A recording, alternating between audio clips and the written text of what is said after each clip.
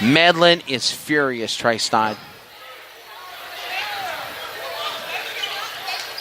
He is furious.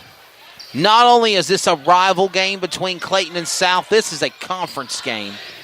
And I just don't think this game was officiated fairly, Trey Snyde. I just don't know how I can say that any clearer.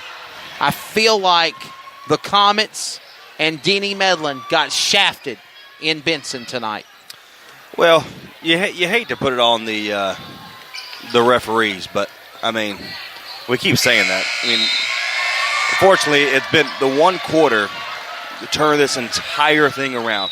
You're down by 8 going into the half, and then all of a sudden, during the third quarter, it was just a one-man or one-sided kind of game. So it's going to be interesting to see what the Comets kind of talk about. I know it's hard to talk to the coaches when the away team is lost by 20, but well,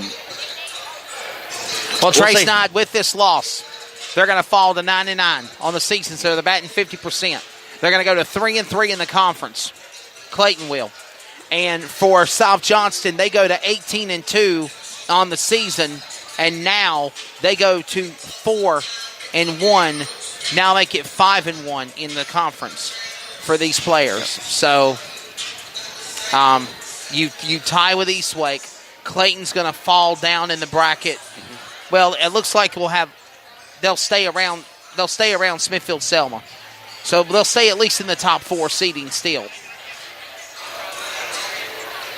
And Smithfield-Selma, their next game is on February 1st. So, tomorrow night. Yep, we're going to see how that game. Those 2 games will decide if the Comets remain in the 3rd spot. That's right. Or they're going to move down into the 4th or 5th. It's going to be interesting. That's right. Triple S and West Johnston in those games will be coming for you here. All right, so, Trey, your final thoughts, buddy, before we pack it up and get out of here. Man. Unfortunately, the Comets didn't get a win.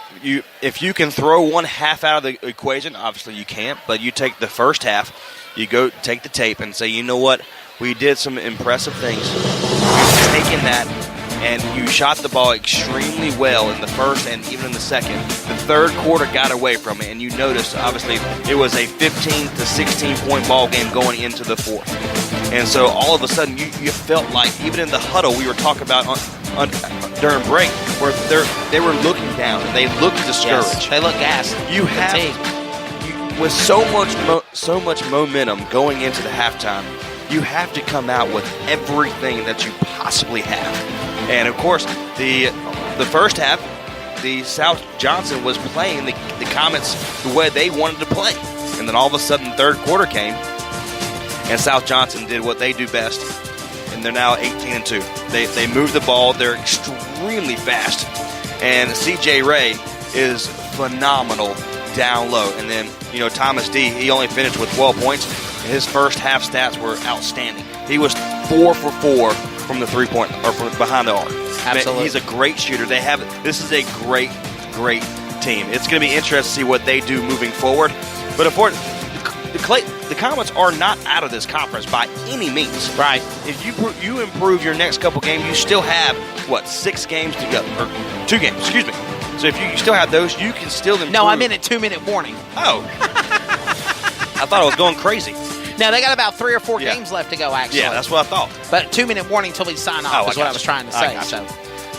So it's going to be interesting to see how they do. And I'm looking forward to see what they could do from this game, because they came in, they improved by a 10-point margin.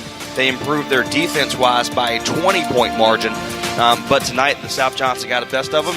They're going to take the first half, throw the second half out. Don't even worry about that. I wouldn't even talk about the second half if I was coach. Take the first half. What did we do good in this first half? And then moving forward into the second half and moving forward into the rest of the season, can we finish strong? That's right. Well, there you go. Big wins for the Lady Comets. A tough loss, probably by bad officiating, for the Varsity Men Comets. The voices you heard, Trey Snyde and Wesley Outland from South Johnston High School in Benson. Our next broadcast will be on Tuesday on the road for the East Wake Warriors. This has been CRN, the voice of the community, the voice of the Comets. CRN, the Community Radio Network. Good night. God bless from Benson, North Carolina.